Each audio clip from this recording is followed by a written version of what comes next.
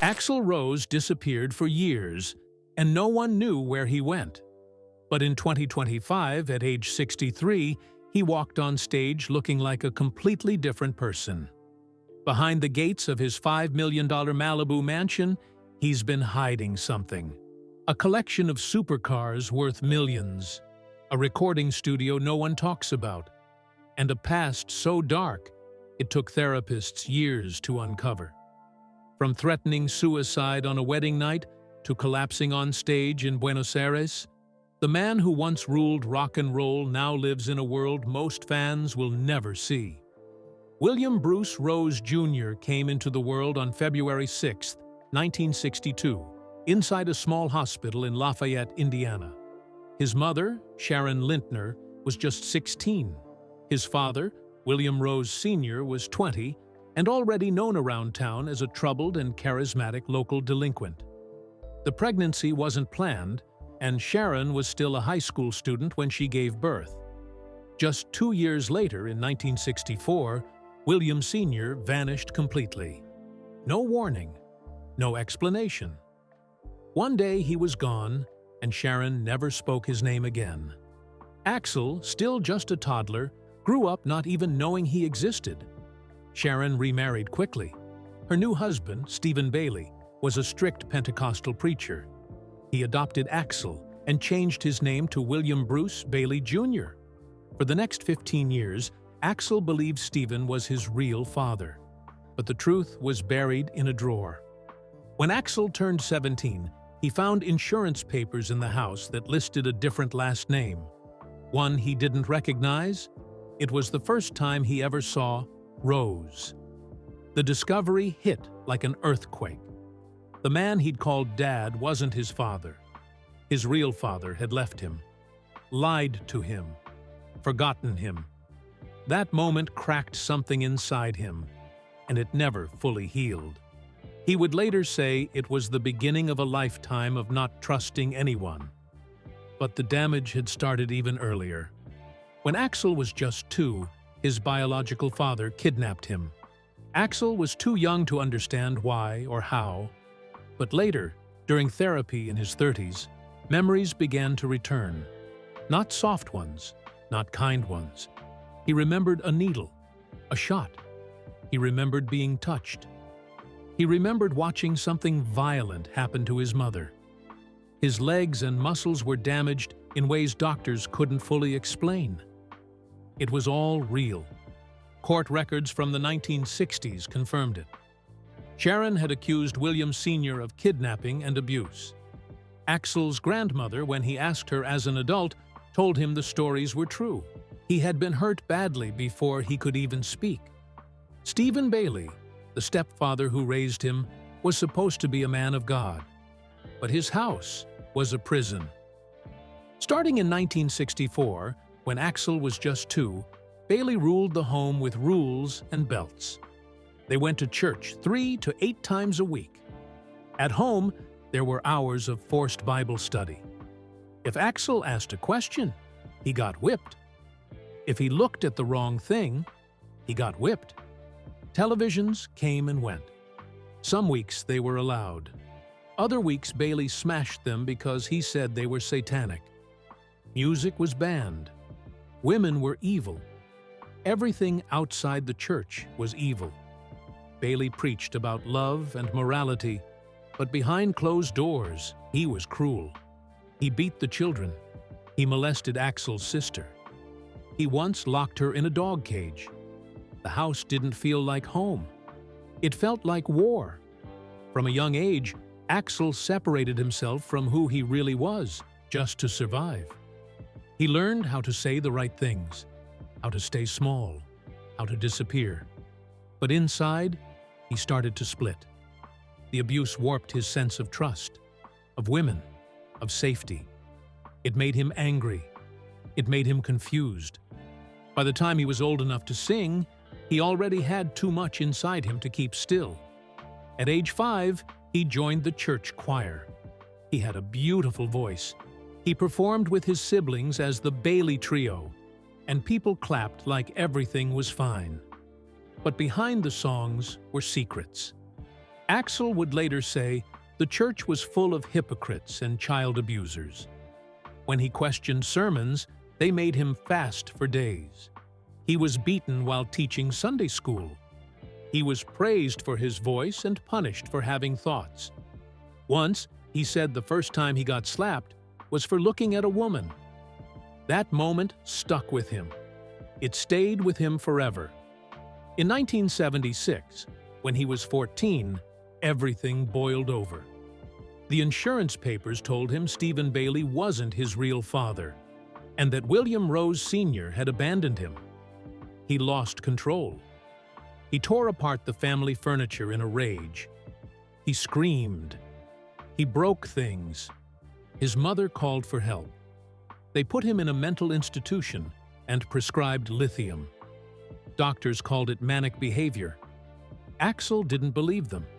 He just said he felt things more than other people.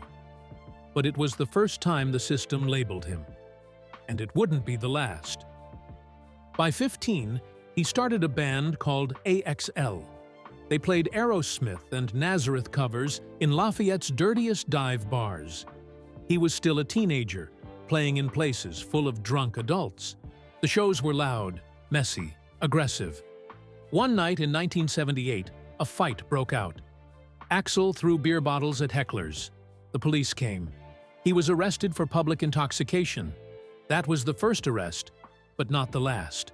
Between 1977 and 1982, Axl would be arrested over 20 times in Lafayette. The charges piled up: fights, drinking, disorderly conduct. It nearly got him expelled from high school. But he didn't care. The music gave him a way to release everything. In 1979, something happened that almost ended him. A family friend falsely accused him of rape after a party. There wasn't enough evidence. The charges were dropped, but the damage was done. Axl spiraled. He tried to kill himself with an overdose. He later said that was the moment where he almost didn't make it. Former manager Doug Goldstein confirmed it happened. After that, Axl stopped leaving his room. He stopped talking. He considered running away for good. That same year, he dropped out of Jefferson High School, even though he'd scored in the top 3% on placement tests. He started working at a grocery store, stocking shelves, saving money. He had one plan: get out of Lafayette. During this time, he met Gina Saylor, a 15-year-old girl who became his first serious relationship. She introduced him to marijuana, then to LSD. His first acid trip lasted an entire week. It left him paranoid, disoriented, shaking. Friends had to watch him for days, but he kept using. Their relationship was violent, unstable, filled with jealousy and fights. It lasted 6 years, from 1980 to 1986, and it taught him everything about love, fear, and control. On Christmas Eve in 1980, he left. He was 18. He hitchhiked to Los Angeles with just $50 and a guitar. His friend Izzy Stradlin had gone there first. Axl followed. He slept on Skid Row benches. He played music on street corners for coins. One night, a store clerk chased him out of a 7-Eleven with a butcher knife just for the way he looked. Another night, a man offered him shelter, then tried to assault him. Axl fought back with a razor. He survived. He kept going. He later said that was when he truly became a musician, when the world stripped everything else away and only the music stayed. In June 1983, he formed Hollywood Rose with Izzy Stradlin and Chris Webber. They recorded 5 songs, played the troubadour, but the band fell apart fast. Fights, arguments, members left. Rob Gardner quit over money issues. By 1984, Hollywood Rose was gone. On March 26, 1985, Guns N' Roses played their first show at the Troubadour. The lineup kept changing. Ol Bache was fired after one show. Tracy I. Guns quit after 2 months. But on June 4, 1985, the pieces finally locked in. Slash and Steven Adler joined. 2 days later, they left for Seattle on what became known as the Hell Tour. Both vans broke down. They hitchhiked for 40 hours, carrying only guitars. They missed shows. They slept on floors. But they didn't stop. On March 26, 1986, exactly 1 year after their first show, Guns N' Roses signed with Geffen Records. The deal was worth about $250,000. They got a $37,000 advance. Slash spent most of his share on heroin. No one wanted to manage them. They were too wild, too unstable. Tom Zutaut, the A&R guy who signed them, begged his friend Alan Niven to take them on. "This could be the end of my career," he said. But Niven agreed, and the band kept going. In January 1987, they started recording Appetite for Destruction at Rumbo Recorders. It took 2 weeks of non-stop work. The whole project finished by March. The budget ballooned to $370,000. Mike Klink, the producer, worked 18-hour days. Axl recorded his vocals one line at a time. It took over a month. One night during Rocket Queen, Axl brought Steven Adler's girlfriend into the studio and recorded actual sex sounds. Adler was furious. The tension inside the band was growing, but the music was undeniable. On July 21, 1987, an album called Appetite for Destruction quietly entered the world. It landed at number 182 on the Billboard 200, unnoticed by most, but something inside it was burning. Within a year, it climbed all the way to number 1, fueled by the sudden explosion of Sweet Child O' Mine on MTV. That song was born from a poem Axl Rose wrote for Erin Everly, the daughter of Don Everly. She wasn't just his muse. She was the center of his world. And for a time, it seemed like she softened the rough edges of the most unpredictable frontman in rock. She even appeared in the video, standing beside him as the band played. But what looked like love soon twisted into something else. In 1994, Erin filed a lawsuit describing years of brutal abuse, being punched, kicked, dragged by the hair, struck with objects. One night, after a beating, she woke up in a hospital bed with heroin and cocaine in her system. Her heart had stopped. She said she waited 3 years to come forward because she was too scared. The story behind the song that took them to the top was darker than anyone could have guessed. 1 year after the album dropped, on August 20, 1988, the band played the Monsters of Rock Festival at Castle Donington in England. Over 107,000 fans packed the field. During Guns N' Roses' set, 2 young men were crushed to death in the crowd. Axl had begged people to calm down, to stop the slam dancing, but the chaos swallowed them anyway. At first, the press blamed the band. They said Guns N' Roses had refused to stop playing. They said the police had to step in. Most of it was wrong. The truth was messier. Multiple incidents that day, too many people, not enough control. It didn't matter. From that point on, Guns N' Roses wasn't just a rock band. They were the most dangerous band in the world. By 1989, Appetite had sold over 6 million copies in the US alone. That number would hit 18 million by 2008, and globally, it crossed 30 million, with 6.39 million in Europe and 2 million in Canada. But even before it hit the shelves, the album sparked outrage. The original cover art showed a robot attacking a woman, painted by Robert Williams. Axl said it represented the industrial system raping and polluting everything. Music stores refused to sell it. Geffen Records had to pull it and use Axl's skull cross tattoo instead. The band artwork moved to the inside sleeve and became a symbol of how far they were willing to go, how little they cared about rules. In October 1989, Guns N' Roses opened for the Rolling Stones at the LA Coliseum. But things turned sour before the first song. Living Colour's Vernon Reid gave a speech about racism, aiming his words at the band's controversial song, One in a Million. Axl almost didn't show up at all. LAPD officers had to physically escort him from his house. But the worst came later. on July 2, 1991, in St. Louis. While performing Rocket Queen, Axl spotted a fan filming the show.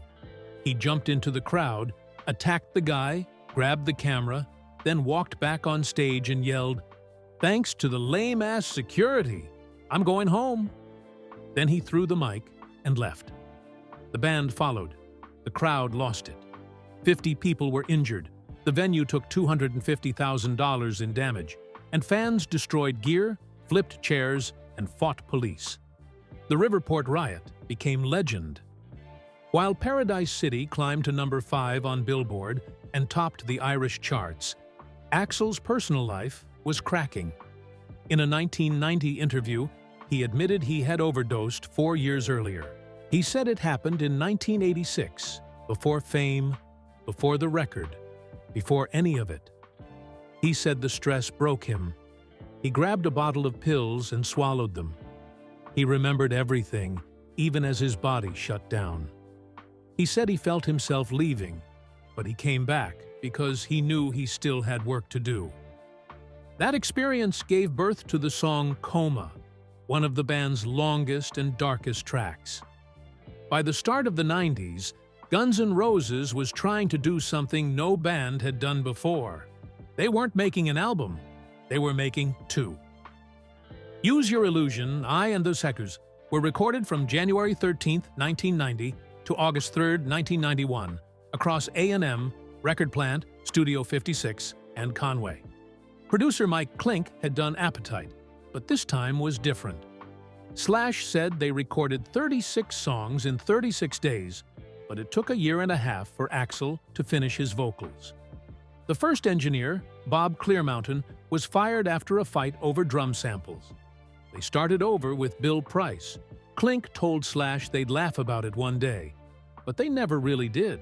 Use Your Illusion sold over 14 million copies worldwide, but the chaos didn't stop. One song, Back Off Bitch, targeted an ex-girlfriend with violent lyrics. Around that same time, Axl's neighbor Gabriella Cantor accused him of assaulting her with a wine bottle. He was arrested, paid $5,000 bail.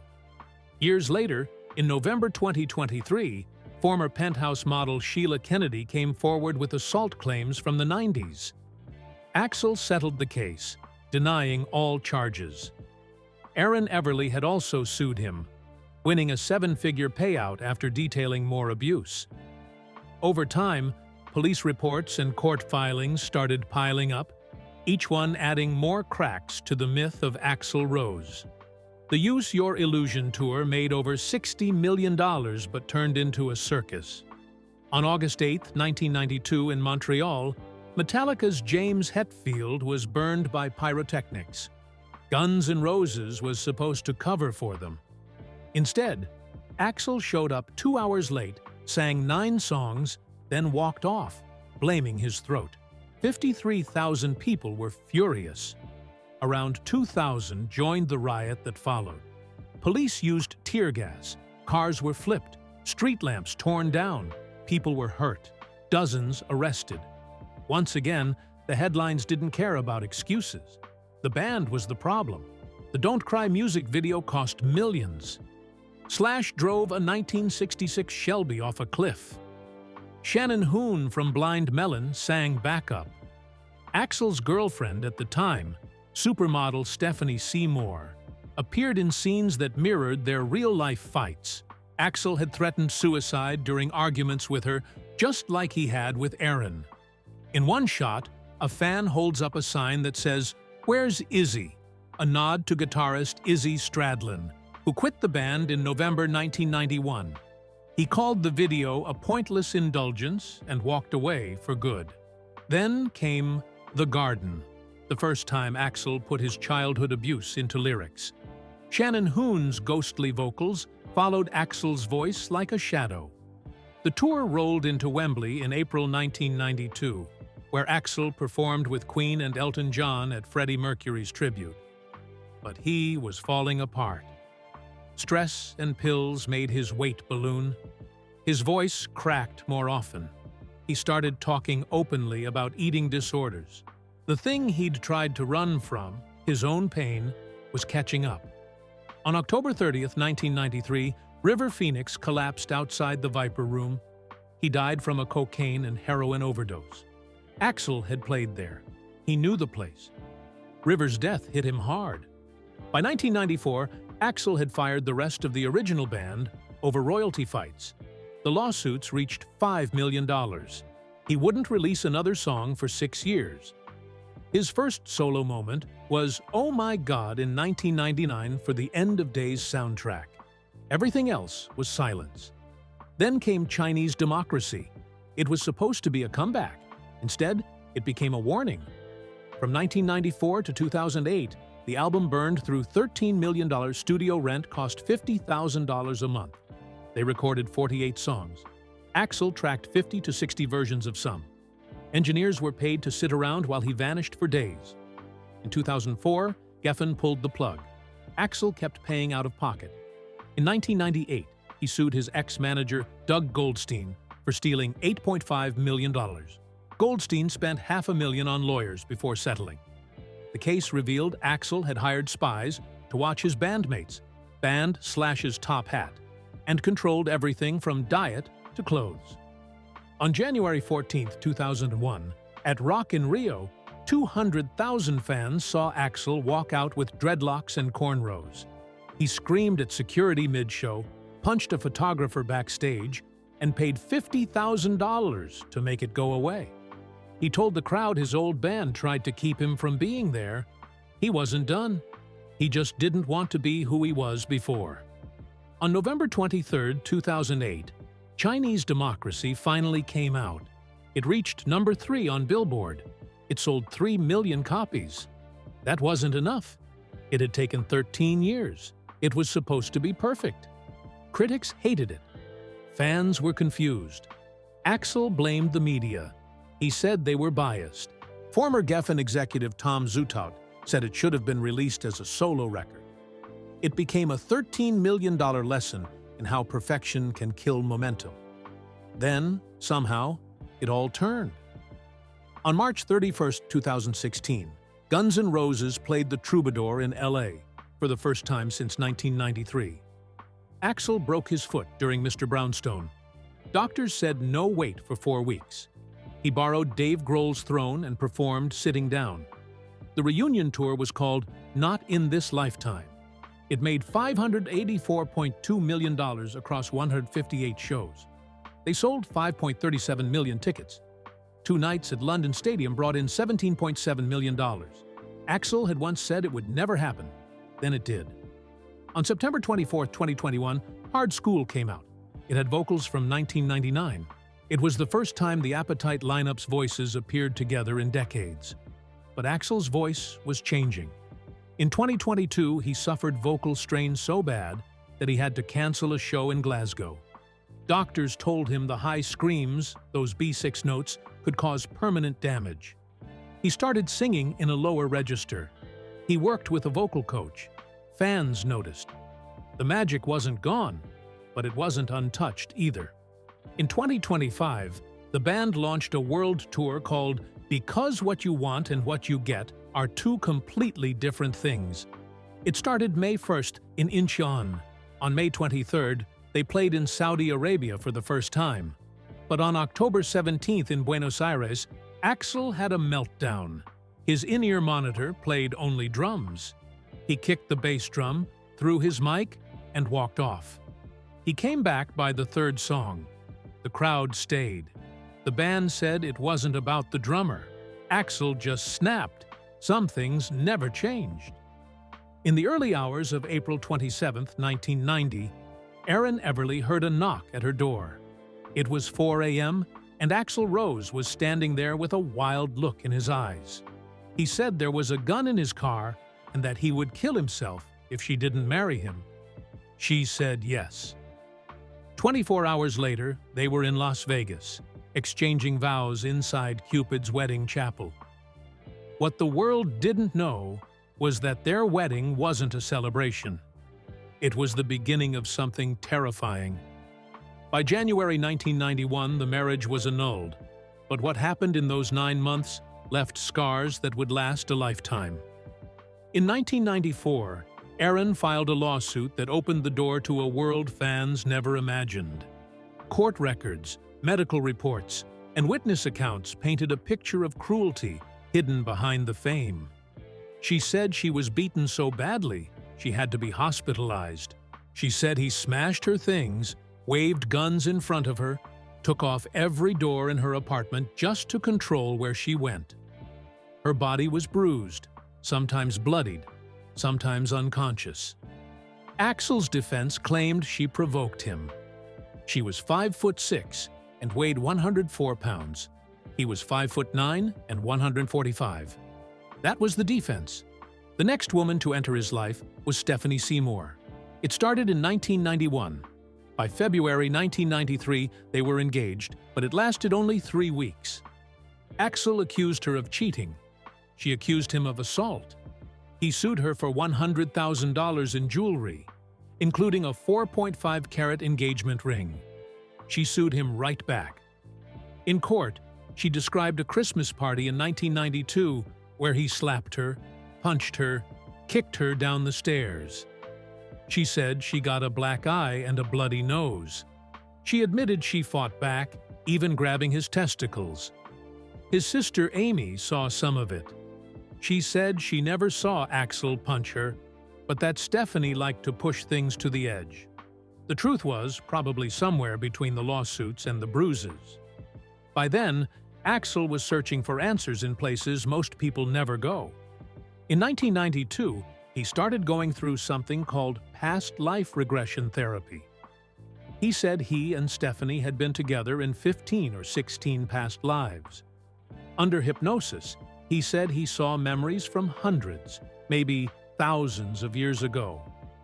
These memories weren't just stories to him. They were real. He said they explained why he felt paranoid, why he thought people were trying to steal his energy, why his relationships always spun out of control. He believed his pain came from other lives, not just this one. 3 years before the therapy, in 1989, Axl was diagnosed with bipolar disorder. He was prescribed lithium. He didn't take it. He said it killed his creativity. He said he just felt things more than other people.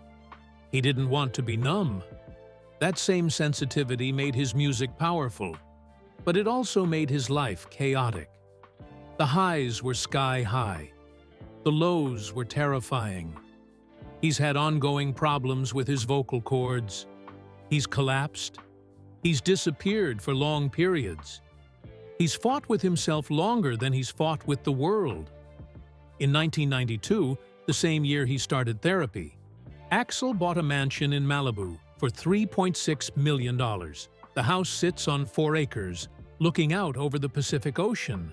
It has high ceilings, a gym, an infinity pool, and gardens that stretch like a private jungle. Now it's worth somewhere between $4.2 and $5.3 million. It's more than just a home. It's a fortress. It's where he hides from everything that hurt him. The privacy lets him disappear without anyone noticing. But the house isn't quiet.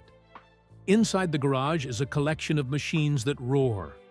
A Ferrari Enzo worth over $2.5 million, a Porsche 918 Spyder that cost him $845,000, a Porsche Carrera GT worth $1.3 million. He had to prove himself to Ferrari before they let him buy the Enzo. These aren't just for show. He drives them, along the coast, alone, letting the engines drown out everything else. What the public doesn't see is how much he gives. After the September 11 attacks, he donated $200,000 to the American Red Cross. He supported environmental causes, especially ones tied to the Amazon. He helped launch the Axl Rose Foundation in 2024, focused on helping underprivileged kids and struggling families. He doesn't make a big deal out of it. Most people never hear about it. He also never forgot the people he started with. When Steven Adler, the original drummer of Guns N' Roses, was kicked out in 1990 because of drugs, Axl didn't cut him off. Adler later went through rehab on national TV. Axl helped behind the scenes. He's supported AIDS charities too. He lived through the worst of the crisis in the 80s and 90s, when fear ran through every concert venue and backstage hallway. A lot of people didn't make it. He never forgot that. In 2025, something changed. At age 63, Axl Rose walked on stage, and people were shocked. He had lost weight, a lot of it. The tour started on May 1st in Incheon, South Korea. Fans said he looked like a different man, lighter, focused, alive. The tour was called Because What You Want and What You Get Are Two Completely Different Things, and that name said everything. The tour was set to end on July 31st at a massive rock festival in Europe. New drummer, new energy. But the old fire was still there. Back in Malibu, behind the mansion gates, Axl keeps working. His home has a full recording studio. He still writes music. He mentors younger musicians, though he stays quiet about who they are. He doesn't post on social media. He barely does interviews. But when he steps out, the world still watches. That house by the ocean isn't just a home. It's a place where he records, where he plays, where he remembers what it felt like to love music before everything got complicated. In September 2025, he did something no one expected. He announced a graphic novel series. It's called Axl Rose, Appetite for Destruction. It's a neon-soaked cyberpunk world where Axl is part human, part machine, living in a future city where humans and robots fight to survive. The artwork is loud, the story is strange, and somehow it makes sense. The basic hardcover costs $39.99. The deluxe edition signed by Axl costs $299.99. It's his first time stepping into storytelling like this, but it won't be the last. He's still performing. The band just wrapped up a tour through Latin America. In Buenos Aires, in October 2025, a technical glitch made him snap. His in-ear monitors failed. He lost it for a moment. People filmed it. The video went viral. But it wasn't ego. It was frustration. He wanted the show to be perfect. He still cared. He always did.